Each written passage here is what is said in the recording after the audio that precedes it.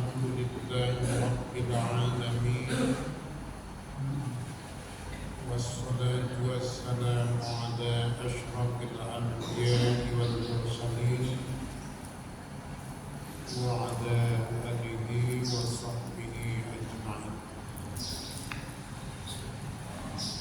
Pertama-tama sekali marilah sama-sama kita mengucapkan puji dan syukur kita kehadirat Allah Subhanahu wa Ta'ala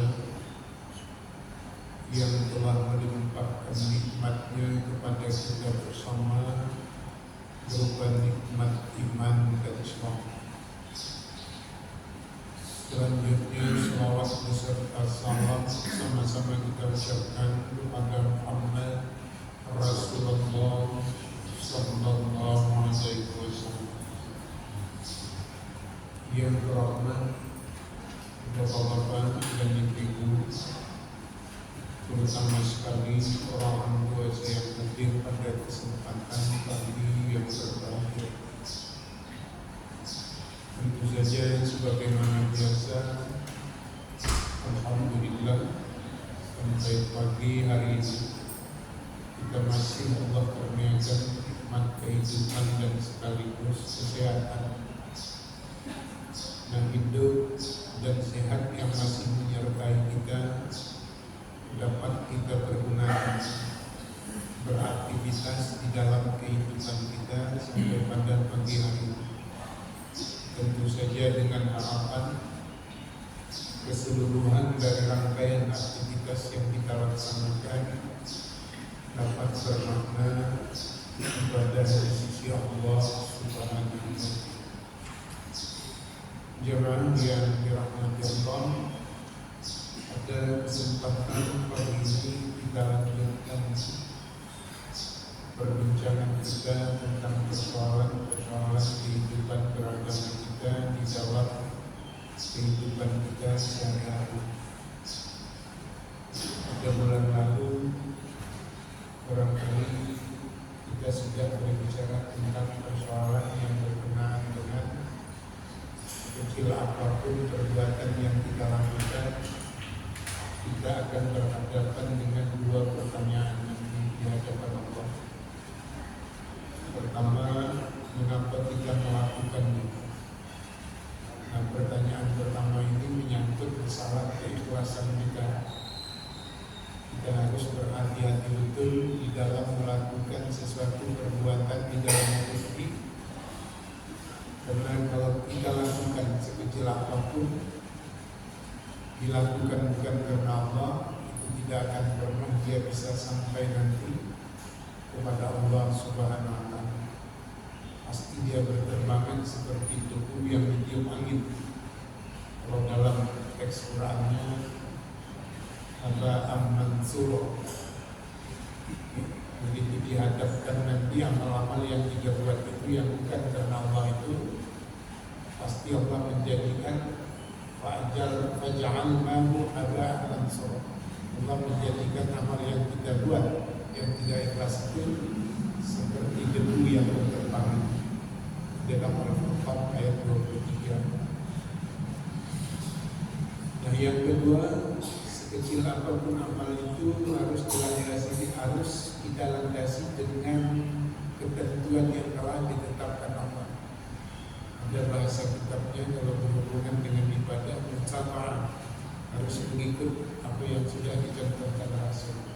Ada bahasanya kaifiyah, karena masdar sumber itu adalah Allah, cara adalah Rasul, kaifiyah.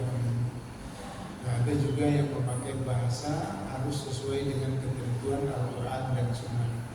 Itu semuanya bahasa yang berbeda, maknanya sama. Jadi tidak boleh kita melakukan perbuatan yang keluar dari cara yang telah ditentukan Allah dan Rasul. Hanya saja kita pagi ini berbicara, hanya saja pembicaraan kita bulan lalu itu adalah menyangkut masalah ibadah dalam artian yang luas. Saya memakai ibadah dalam artian penafsiran ulama dari ayat yang berbunyi wa ma khalaqatul jinna wal insa illa liya'budun. Di situ itu termasuk seluruh aktivitas kehidupan kita sepanjang kita lakukan dia karena Allah dan cara kita mengerjakannya sesuai dengan ketentuan Allah dan Rasul. Jadi semua itu nanti akan mendapat balasan dari Allah. Kalau tidak, Allah sudah mengatakan amal yang dia buat itu walaupun dunia ini bilang itu baik, tapi kalau kalian kerjakan bukan karena keikhlasan dan kalau kalian kerjakan tidak benar menurut aturan Allah, semuanya nanti akan berterbangan seperti abu yang ditiupkan.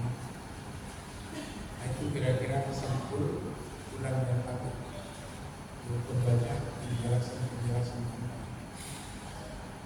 Nah, pagi ini kita berbicara sedikit tentang persoalan temanya memang ibadah yang kita lakukan di saat orang-orang berada di Makkah melaksanakan ibadah. Di saat orang berada di Makkah melaksanakan ibadah haji. Jadi ibadah yang kita lakukan di saat orang berada di Makkah melakukan ibadah haji. Nah, prosesinya kalau kita perhatikan ada 3. Malam itu yang ada mata rantainya. Yang pertama kita puasa Arafah. Sedangkan yang kedua kita sholat Id Idul Adha. Dan yang ketiga adalah menyembelih hewan kurban. Ada 3 yang bisa kita lihat di sana. Nah, sebenarnya ini menarik kalau kita mau analisis ya, atau katakan kita mau buka muatan-muatan yang terkandung di dalam ibadah itu. Bukan hanya sekedar kita melaksanakan ibadah secara formalitas. Kalau ibadah formalitasnya ya puasa, ya tidak makan, tidak minum dari terbit fajar sampai terbenam matahari. Dan puasa itu dilaksanakan pada tanggal 9 Zulhijjah saat orang berada di Arafah. Karena sama kita puasa tanggal 9, orang di Arafah juga harus tanggal 9. Kenapa kita beda? Itu karena tanggalnya yang berbeda. Karena sama-sama ditentukan dari atas. Yang berada di Arafah tanggal 9, yang tak berada di Arafah puasa tanggal 9. Jadi tanggalnya yang menentukan. Tanggal menentukan orang di Arafah dan tanggal menentukan orang puasa. Begitu logikanya, maka dia terjadi perbedaan. Jadi kalau kita tarik pula orang berada di Arafah itu menyebabkan kita puasa, sedangkan orang di Arafah itu ditentukan oleh tanggal 9. Orang puasa juga tanggal 9, itu nggak boleh berbeda. Yang beda itu tanggalnya di negeri masing-masing. Itu boleh saja berbeda. Dan jangan itu diangkat karena saya tidak mau menjelaskan itu. Nah, kemudian yang kedua kita melihat nanti kita buka muatan yang ada di dalam sholat. Jadi kita buka muatan yang ada di dalam puasa, muatan yang ada di dalam sholat, muatan yang ada di dalam kurban. Kurban kita pakai bukan korban. Kalau korban bisa 2 maknanya. Dia bahasa Indonesia. Korban bisa berarti korban dan korban bisa korban kecelakaan. Itu bisa dipakai dua. Kita maksudkan di sini adalah kurban, penyembelihan hewan kurban. Nah, kita coba perhatikan yang ada di dalam muatan puasa. Kalau saya mau sedikit ngomong begitu dengan Bapak Ibu gitu. Pertanyaan ini bukan harus dijawab untuk benar salah, tapi untuk kita berdialog saja. Besar nggak fadilah puasa Arafah? Besar kan? 1 tahun atau 1 juta yang lalu, 1 tahun yang akan datang dapat ampunan.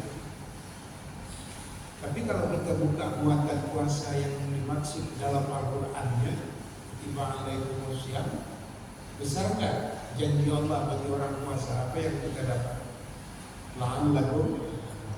Nah, pertanyaannya, mana besar la'allakum takwa dengan terampunkan dosa?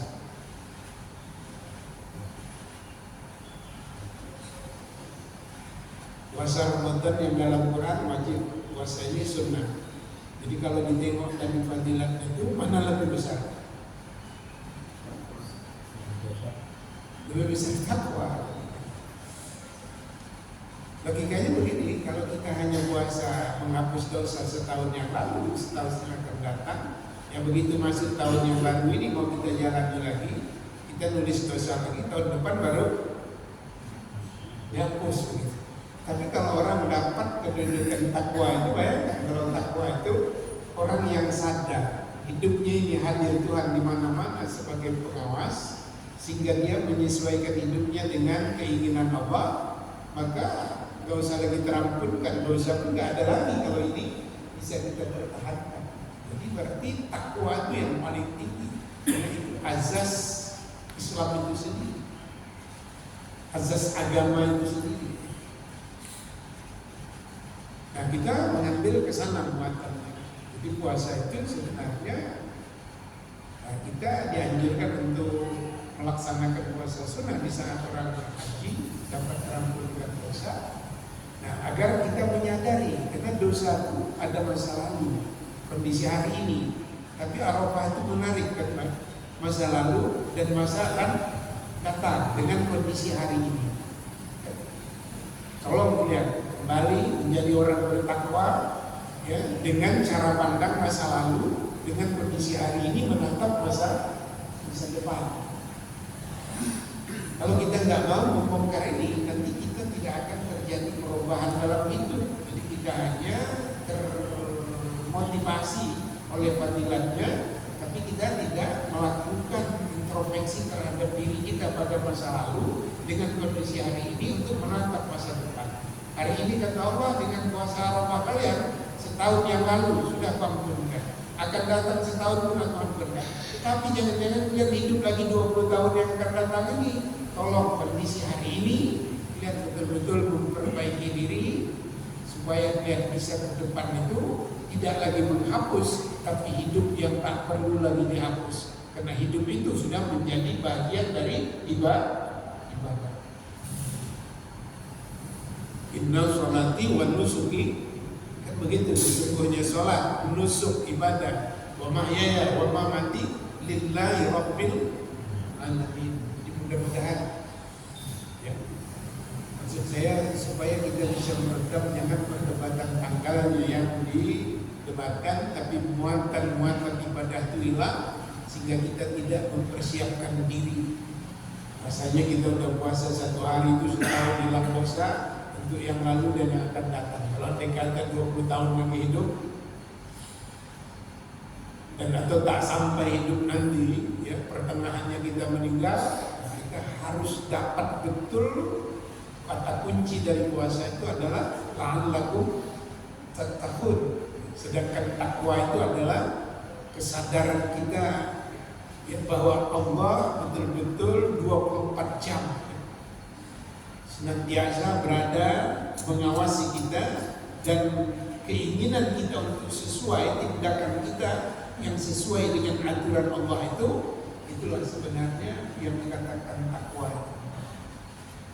Jadi sehingga kita memang betul-betul bisa selamat. Itu yang pertama. Nah yang kedua ada disebut apa, ketika kerjakan semalam sholat id. Dan itu hari besar Islam yang ada dua di dalam Islam, itu ada 2 hari besar kalau menurut Quran dan Sunnah. Tapi menurut tradisi Islam banyak yang sudah dijadikan hari besar. Tapi yang langsung dari Quran dan Sunnah itu hanya 2 itu, Idul Fitri dan Idul Adha. Muharram yaitu bukan langsung dari Quran, tapi pemahaman kita terhadap Al-Quran dan Sunnah di dalam tradisi kehidupan kita. Maka dia jadikan juga hari besar dalam Islam. Kita harus tahu dasar meletakkan dia sebagai hari besar. Tapi jangan pula itu bukan hari besar karena 2 aja yang ditetapkan Islam. Itu juga nanti kita berantem lagi. Itu tak boleh begitu cara. Nah, kita teruskan sholat. Nah kalau sholat di bab zikir sudah kita bicarakan semalam itu di firman Allah yang terdapat di dalam surah Thaha ayat 16. Salat itu ketika difirmankan Allah kepada Nabi Musa, aqimus shalah li zikri. Dituntunan Al-Quran kepada kita, walaupun ayat ini ditujukan kepada Nabi Musa. Jadi salat itu sebenarnya untuk ingat kepada Allah. Apa buktinya? Maka kita kuatkan firman Allah yang kepada Nabi Musa ini. Karena Allah menyatakan innal munafiqina yukhadi'una Allah wa huwa khadi'uhum idza qamu ila shalah qamu kusala yura'una an-nasa wa la yazkuruna Allah illa qalila. Kita udah langsung diponis oleh Allah lewat Al-Quran, munafik kalau kita salat hanya sedikit ingat Allah. Sedikit aja ingat Allah dalam salat sudah. Cuma persoalannya karena ini bukan sholat, karena aktivis sholat, bukan sholat yang kita kerjakan dari takbir sampai salam, tapi di dalam kehidupan kita orang sholat. Jangan sampai kita dikit ingat Allah. Lama udah meneliti, kalau dikit kali kita ingat Allah, kita pasti nanti dilupakan Allah. Jadi kalau kita lupa Allah, itu pasti Allah melupakan kita. Kalau kita udah dilupakan Allah, pasti kita lupa diri. Kalau kita lupa diri, hilang moral dalam hidup. Jadi baik boleh aja segala macam, gak ada baik boleh, gak ada haram lagi. Dan orang-orang mudah terjebak dalam moral saja pun gak ada merasa seperti orang yang melakukan kesalahan besar. Ini biasa-biasa aja. Itu yang kita takut nanti. Kalau kita udah lupa Allah ini, sedikit aja ingat udah munafik kata Allah. Tapi kita jangan bilang orang munafik. Karena munafik itu adalah bangsa dari Allah ke kita. Karena antara kita dengan Allah yang tahu apa penyebab kita melakukan sesuatu. Bisa dibayangkan.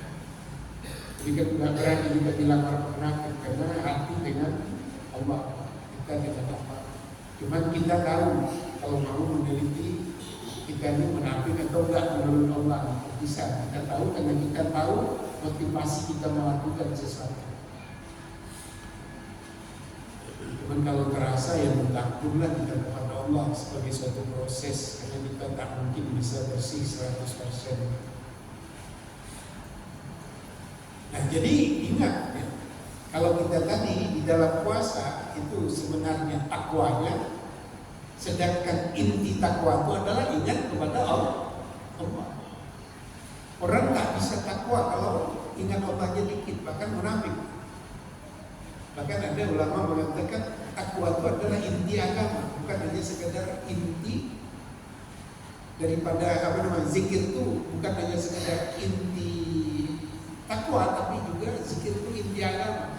Beragamanya akan amburadul kalau orang ingat kepada Allah aja sudah. Cuman jangan kita sederhanakan arti zikir itu hanya melafazkan zikir-zikir yang disuruh kita, yang sudah dilakukan. Subhanallah, alhamdulillah, Allahu akbar, dan itu luar biasa hebat pengaruhnya seharusnya dalam kehidupan. Tapi bukan itu yang kita maksud. Tapi zikir di sini adalah kesadaran kita berdoa untuk sesuai melakukan tindakan dengan keinginan Allah itulah yang membuat kita. Artinya ibu nanti pulang ada di jalan ke pohon mangga, jatuh mangganya, ibu ingat Allah itu gak akan terambil ibu. Kalaupun diambil, taruhkan aja balik ke pinggir gitu ke tempat orang yang punya mangga. Jumpa uang pun begitu. Karena pengaruh itulah yang membuat kita sesuai dengan hukum-hukum yang telah ditetapkan Allah. Nah itu yang dibangun oleh sholat. Bayangkan kita sholat itu sholat yang 1 tahun sekali yang diproklamirkan seluruh kita umat Islam. Bahkan sholat itu dianjurkan juga datang walaupun kita tidak, ibu-ibu berhalangan sholat, dengarkan, masuk duduk di situ. Itu hebat instruksi. Karena dia hari besar Islam, jangan kita sepelekan. Tapi jangan kita mengangkat hati, nilai puasa yang ada fadilatnya di situ dan nilai sholat yang ada fadilatnya di situ. Tapi kita angkat bagaimana puasa yang dituntut Allah itu, bukan bagaimana sebenarnya sholat yang dituntut Allah itu. Cuma menuntut tadi, bukan main-main. Wa iza qamu ila sholat qamu kusala. Sholat itu malas saja indikasinya dalam artian syar'inya kan. Bukan kita yang menilai orang kok malas-malas saja lupa kau sholat, itu bukan kita. Kita tak bisa jadi juri orang sholat. Jangan terlalu kepintaran kali. Tak boleh kita. Nanti kita ada yang dikit udah menghakimi sholat orang. Allah bilang kusala, malas. Ya rasakan aja lah gitu. Kita betul enggak?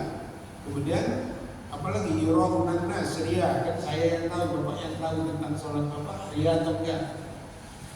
Nah kemudian yang ketiga tadi wala yazkuruna Allah illa qalila. Sedikit kali ingat Tuhan dalam sholat itu. Tapi sholat itu ada namanya solu, mengerjakan sholat, dan ada aqimus sholat, itu beda dia.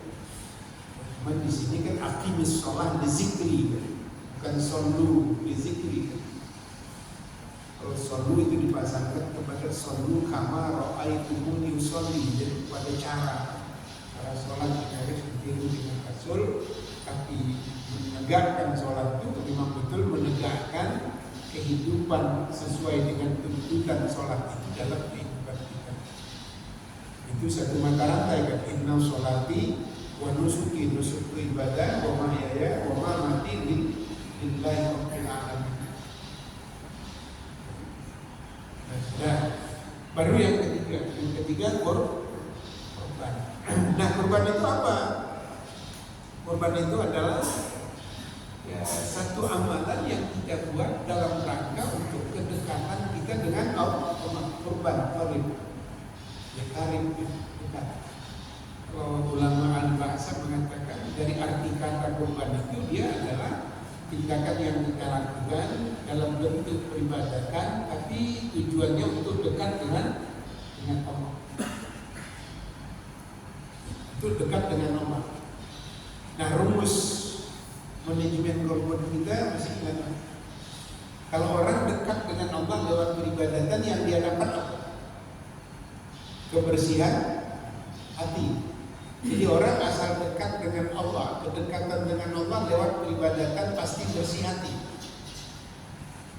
Boleh nanti Bapak bongkar itu kalau ada video itu, pasti itu kan. Di awal-awal kita ceramah, karena tema kita ditetapkan oleh masjid ini adalah menyangkut hati. Ini nanti ke hati di golongan. Nah, kalau kedekatan dari mulai tadi sholat juga atau puasa juga ibadah, sholat juga ibadah, kurban juga ibadah. Ini satu mata rantai kedekatan kita dengan Allah lewat beribadah. Jadi orang-orang berkorban, mungkin di kurban itu ada juga 3 mata rantai. Mata rantai apa yang ada di kurban itu? Satu, orang yang berkorban. Yang kedua, di sini ada penyedia korban, dan ada orang yang menerima korban. Ini juga satu paket. Mudah-mudahan ini satu kesatuan. Korbannya, penyediaannya, dan yang menerima saluran daging. Nah, kedekatan kita dengan Allah itu darah dagingnya kalau menurut ayat kurban tidak sampai ke Allah.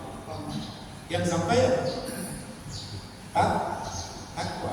Coba tengok, puasa takwa, salat juga zikir, inti dari takwa. Kedekatan kita dengan Allah itu adalah takwa. Sampai ayat-ayat yang paling populer waktu sholat Jumat yang selalu dibaca khatib apa?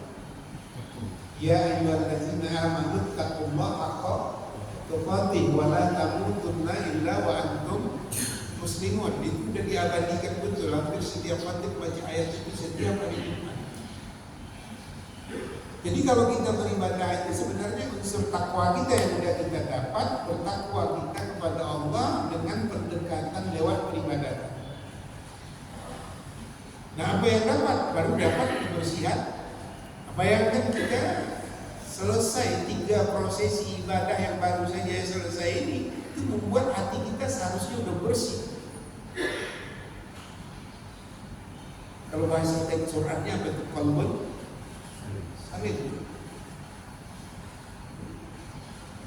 Itu harus, nah kan qalbun salim ini yang harus harus datang nanti atau mau di qalbin salim, datang menghadap tuh. Itu udah berjatuhan korban berapa ribu ekor Saudi ini ada yang masuk itu enggak berapa kambing dan berapa lembu yang habis untuk seluruh Indonesia. Ada dengar beritanya berapa jatuh korban kambing dan lembu kita sembelih dalam rangka untuk kedekatan kita kepada Allah. Nah kalau andai kata kebersihan hati kita nggak dapat, ya ini kan itu kaji yang muatan kita. Sudah kita puasa, kita sudah betul sholat, itu kita ambil lagi uang yang rezeki dari Allah, kita belikan sembelihan dalam rangka dekat kepada Allah. 3 mata rantai, sholat kita, puasa kita, sholat kita, kurban kita persembahkan ke Allah. Dan kita dijanjikan Allah pasti kalian dapat hati yang bersih. Kalau dalam bahasa Al-Quran namanya hari itu apa Pak? Kalau tercatat Hanif kan? Hanifah muslimah wa ma ada benar gitu. Jadi Hanif itu diartikan, Hanif itu artinya kalau diartikan dalam kehidupannya adalah orangnya udah cintanya kebaikan dan kebenaran. Jadi hari ini kalau kita bahasakan, kita udah cinta benar dan cinta baik, atau cinta baik dan cinta benar. Sudah terasakan betul Bu? Baik berkorban, pendiam korban, dan orang yang menerima semalam memakan daging kurban itu seharusnya dari mulai selesai kurban itu, yang lima dapat dagingnya semua sudah menyantap itu, harus betul-betul merasakan bahwa dia sudah memiliki hati yang punya kecenderungan baik dan punya kecenderungan benar.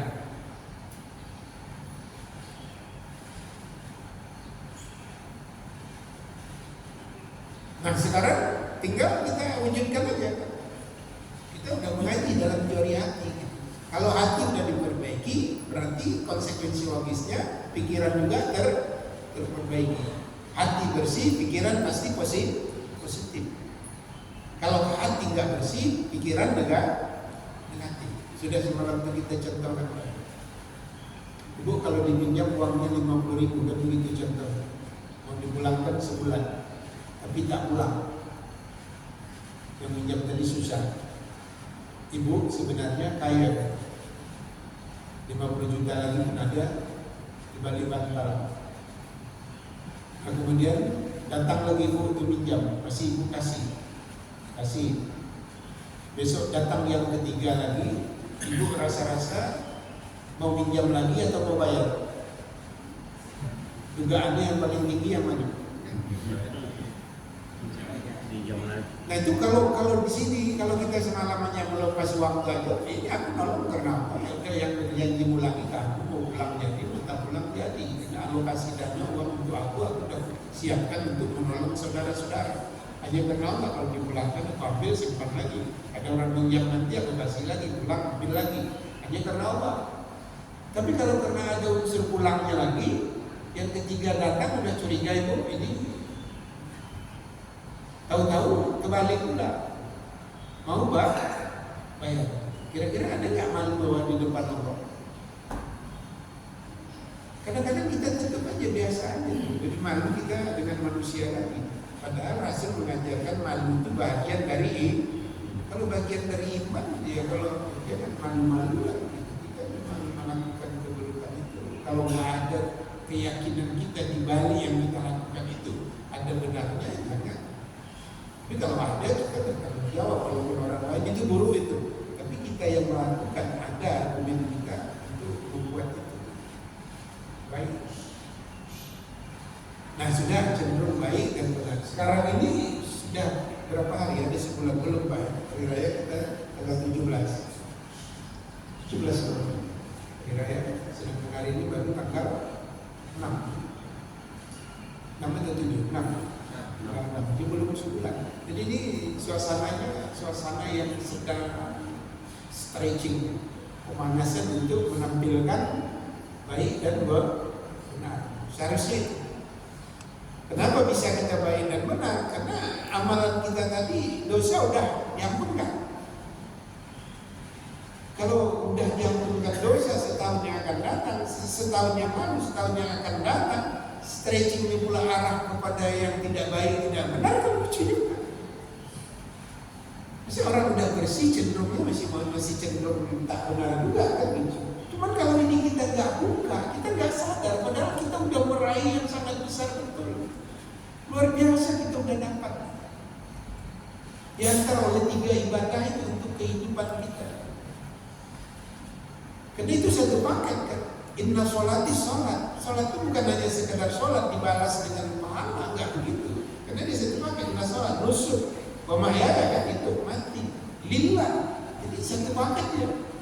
Jadi kita semalam udah puasa, udah sholat, sudah berkorban, itu satu paket untuk dekat dengan Allah sungguh-sungguh betul. Kita udah ceramahkan itu kan bulan lalu kan, bagaimana kita sebenarnya beramal itu sekecil apapun. Semalam jadi penelitiannya tidak jadi berkorban, dia jadi penelitiannya kalau ikhlas dalam urusan korban itu. Kalau betul-betul benar caranya untuk menyumbangkan tenaga dalam rangka untuk menyalurkan daging ini, kita dapat paket ini. Yang menerima semalam pun kalau ikhlas, ada yang kira-kira merepet kalau lambat datang dari masjid. Ya tahankan sendirilah kalau mereka. Daging itu tidak dapat, terlambat daging tadi udah merepet dulu, datang lagi merepet juga, dagingnya habis, takwanya juga habis.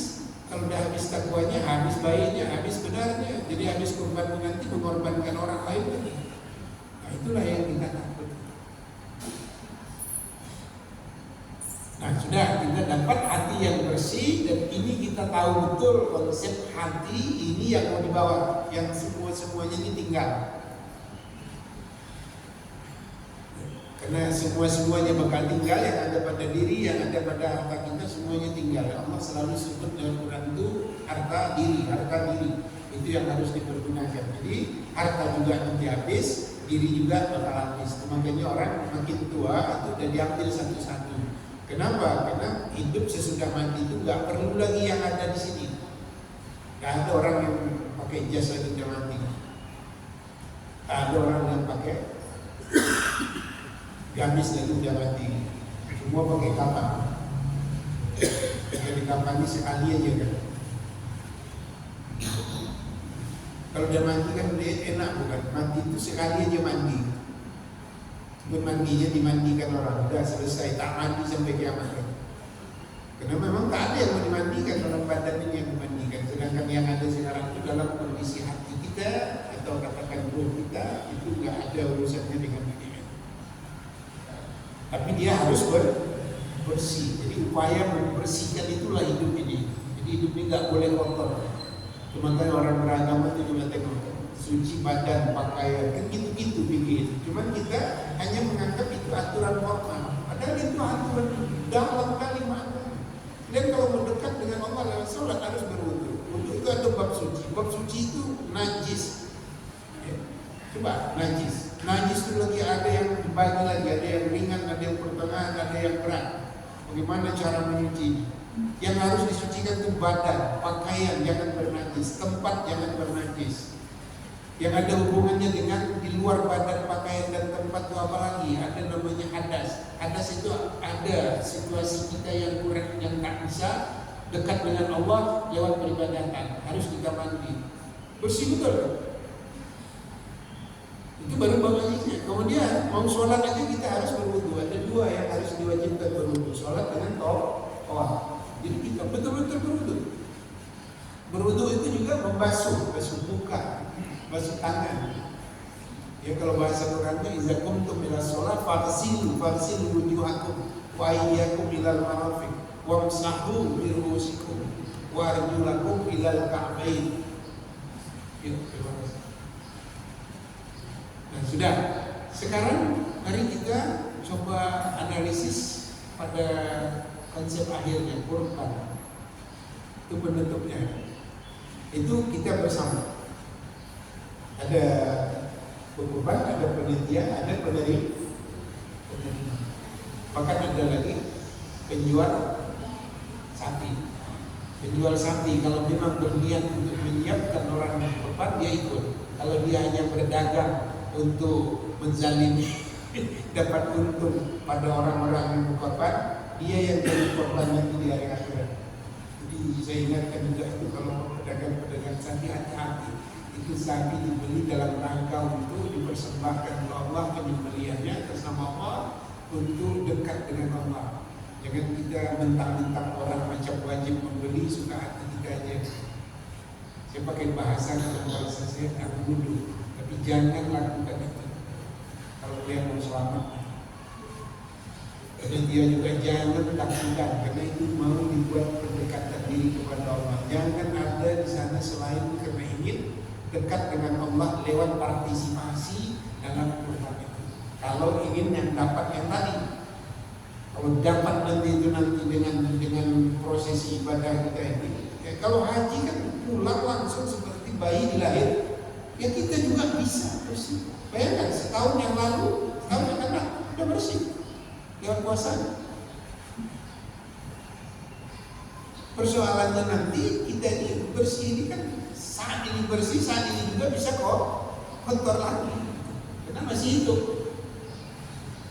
Saya kan selalu saya ulangi, kalau masih hidup jangan arogan kali merasa soleh, karena masih diri saya juga awak jadi orang tak soleh. Jangan sedih kali kalau awak dulu tak belajar, ada kejahatan dan segala macam. Gak ada tuh jahat-jahat, awak itu lebih kecil dari keampunan Allah. Gak lagi siapkan aja hati yang siap berdekat dengan Allah, minta ampun atas kekurangan, sadari itu, dan kita mulai bergerak ke depan untuk betul-betul menjadi orang yang cenderung baik dan benar. Sudah cenderung tadi disebabkan oleh pendekatan itu, ayo kita buat. Nah, tantangan kita sekali lagi adalah dalam melakukannya untuk menjadi orang baik dan menjadi orang benar. Nah sekarang mungkin bulan lalu juga ada sudah dicontohkan.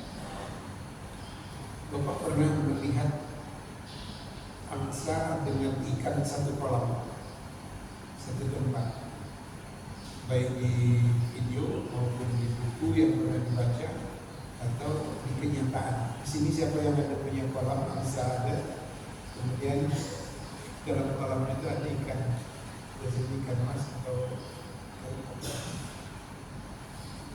jadi kalau ini kolam, ini ada pelatarannya ke tempat makan angsa. Ini yang punya kolam yang ngasih angsa, ya.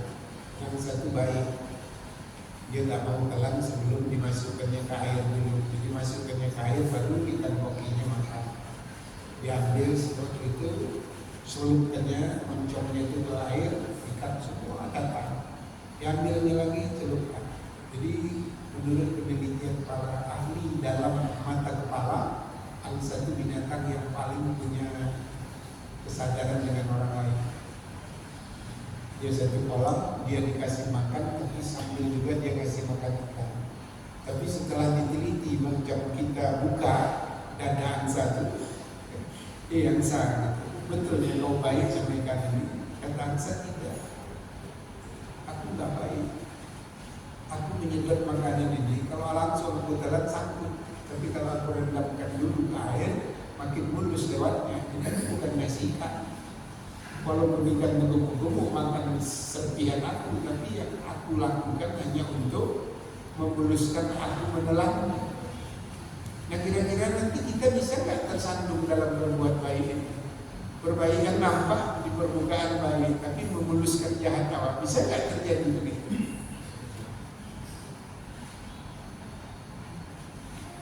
Bisa, paham maksudnya.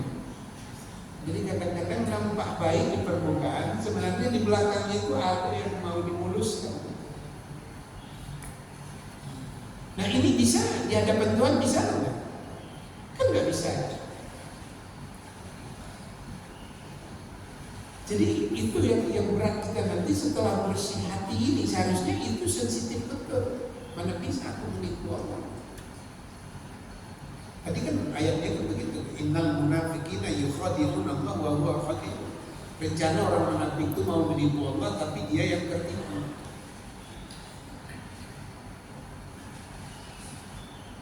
Nah, hadir di masjid ini sebenarnya baik nggak dengan pengajian? Ya oke, secara umum baik semua. Tapi menurut Allah yang hadir semua ini bisa nggak ada yang tak baik? Menurut Allah. Ustaz ini kalau ceramah menurut kita umumnya baik nggak? Tapi menurut Allah ada nggak ceramah itu juga mungkin bisa tak baik? Nggak nanggu Bapak. Takut bisa ini.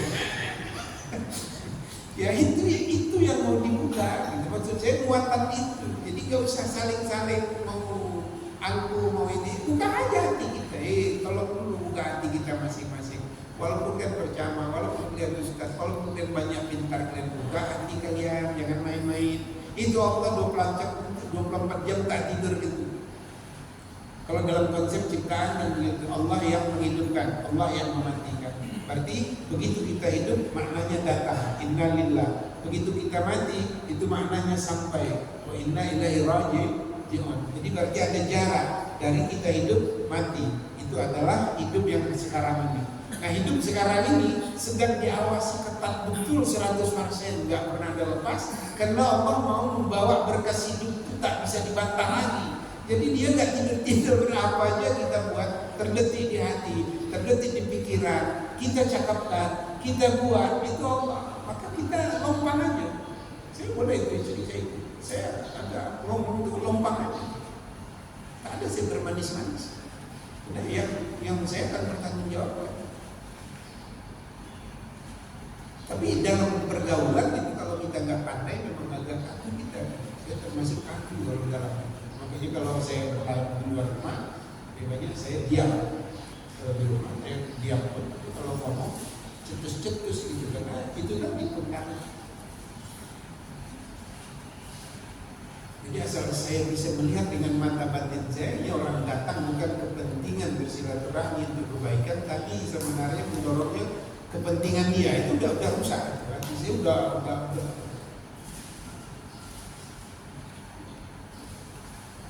Jadi kalau itu kita tolerir, kita nanti ya, tapi di hati kalau kehidupan sosialnya nggak boleh itu kita ungkap. Di hati kita itu harus ditolak. Karena kalau kita tolerir itu nanti kita pun bisa nanti nampaknya bersilaturahmi cuma dia kepenting. Kemana tuh mau silaturahmi ke rumah bapak? Tapi pulang-pulang baru mau minjam uang, silaturahmi minjam uang gitu. Jadi bersembunyi-sembunyi buka diri kita dengan Allah gitu. Kalau kita harus saling bisa menata komunikasinya, itu ada ilmu lain lagi. Makanya Rasul mengatakan fakul khairan, berkatalah baik, kalau tidak aulia sebut diam. Jadi artinya kita disuruh menata bahasa itu dengan baik. Kalau belum pandai, selalu bercakap sakit aja hati orang, banyak diamlah. Karena belum pandai. Karena baik pun kita selalu bercakap kita, tapi orang sakit aja hatinya. Padahal yang kita sampaikan baik, itu artinya kita belum pandai berkata, belum pandai apa namanya bahasa sekarang, diksi kita nggak benar, kita meremehkan orang.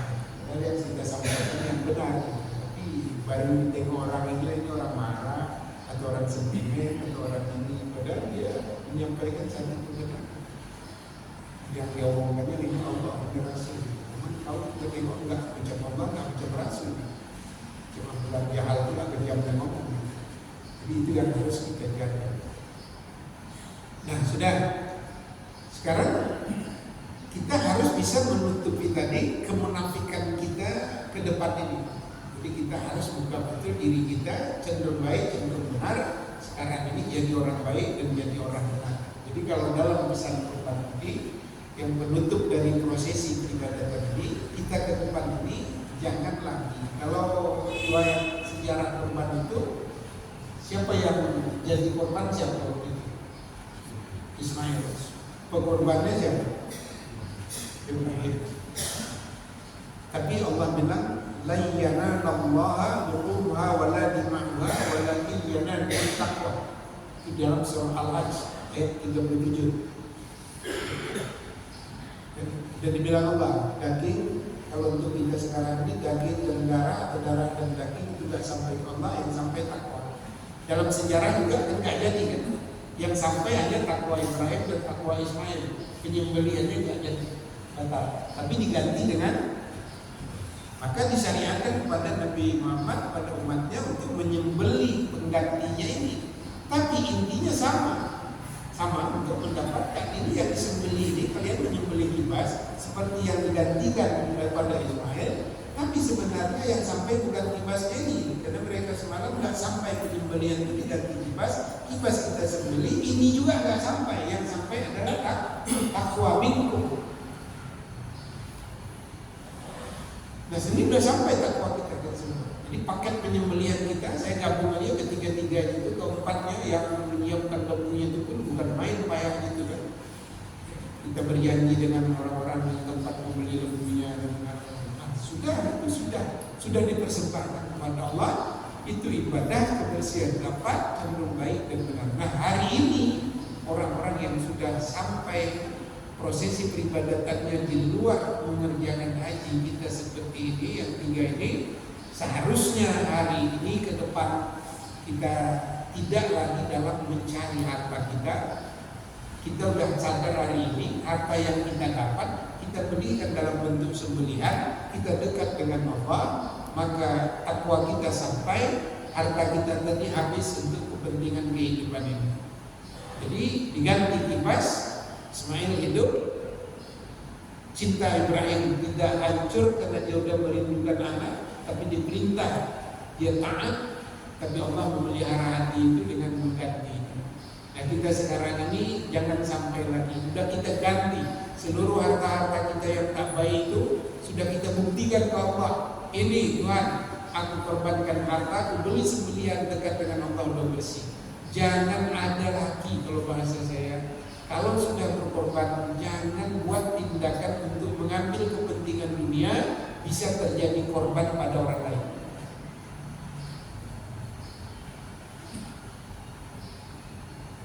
Bisa Pak, paham maksudnya? Jadi jangan lagi. Nanti kita nggak taat, karena kita berhadapan dengan Allah. Jangan lagi. Udah kita buktikan. Dan bukan tanggung-tanggung membuktikannya. Perlu apa?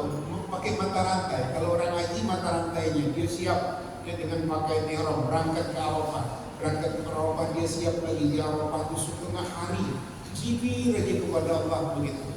Dan sekarang tinggi lagi sudah lipat dalam keadaan dingin, mengutip batu untuk melempar jumroh. Sampai melempar jumroh nanti sudah selesai, balik dari ke Makkah, tawaf, balik tawaf, sa'i, tahallul, selesai aja. Kita semalam puasa Arafah, kemudian kita sholat Id. Itu pun ada orang yang malas berkata. Dan kadang-kadang berani pula lagi, belum selesai khutbah udah pulang. Kan main-main namanya, padahal ini prosesi yang nggak tanggung-tanggung. Macam mana kita mau dapat hasil? Karena nggak pernah kita buka begini mengajinya. Seharusnya nggak ada satu pun yang boleh bangkit. Kalau bangkit itu berarti bisa batal prosesi peribadatan ini. Karena ini sedang berjalan, kamu gagal. Ada nggak Pak kalau siap sholat orang pulang? Mana dia orang?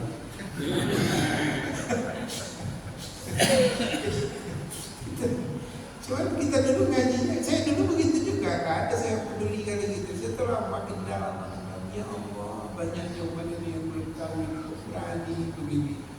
Ini di hadapan Allah menjadi saksinya. Bukan tanggung kita, dari mulai masuk Zulhijjah malam itu, hari raya itu, Allahu Akbar,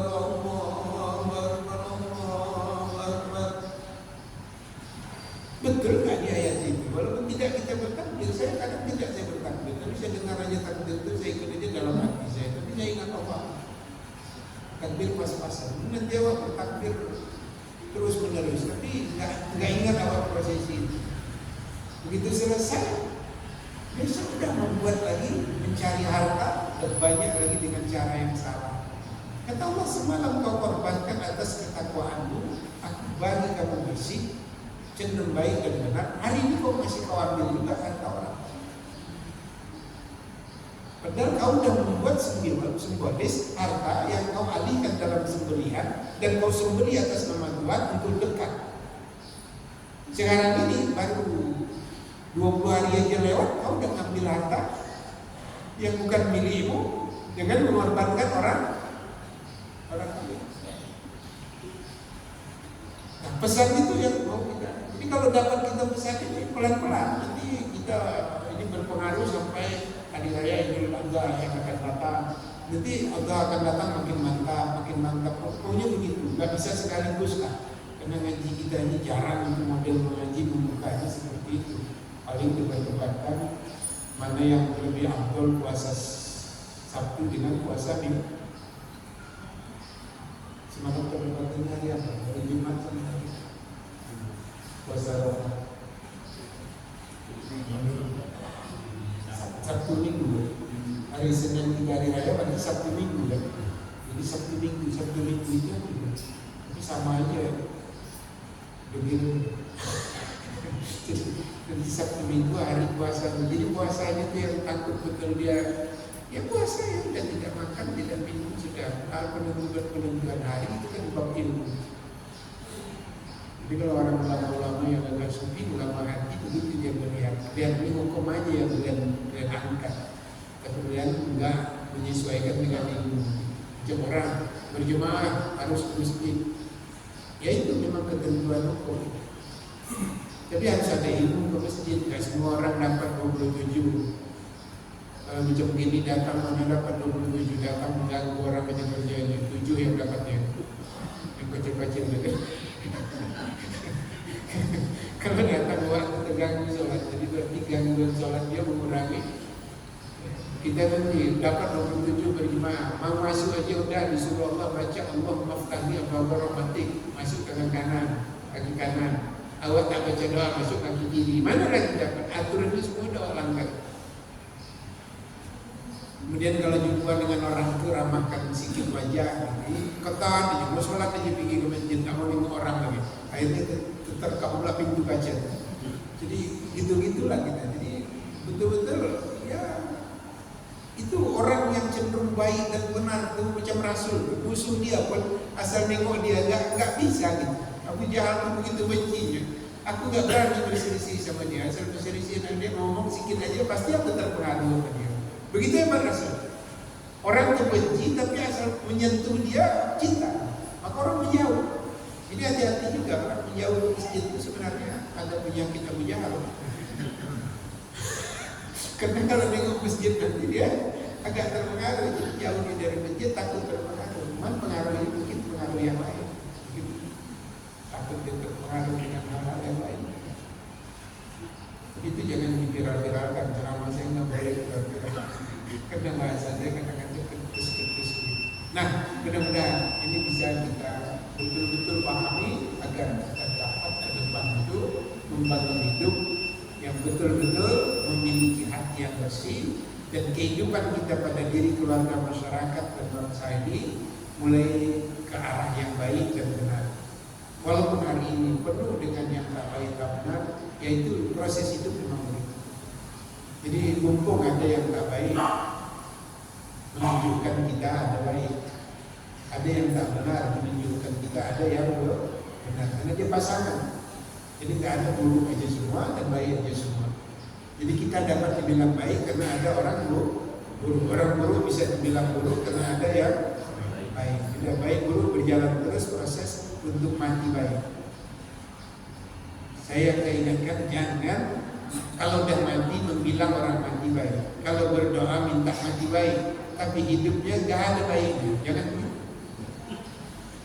Coba kita kan kalau ada orang meninggal pasti kalau ditanya kita bilang Mbak, kalau berdoa pasti ada husnul khatimah. Jadi yang perlu itunya aja atau kita harus baik sampai mati? Kita taufiq wal hidayah. Assalamualaikum warahmatullahi wabarakatuh. Bismillahirrahmanirrahim. Alhamdulillahirabbil alamin wassalatu wassalamu ala asyrafil anbiya'i wal mursalin wa ala alihi wa sahbihi ajma'in. Rabbana taqabbal minna innaka antas samiul 'alim wa tub 'alaina innaka antat tawwabur rahim.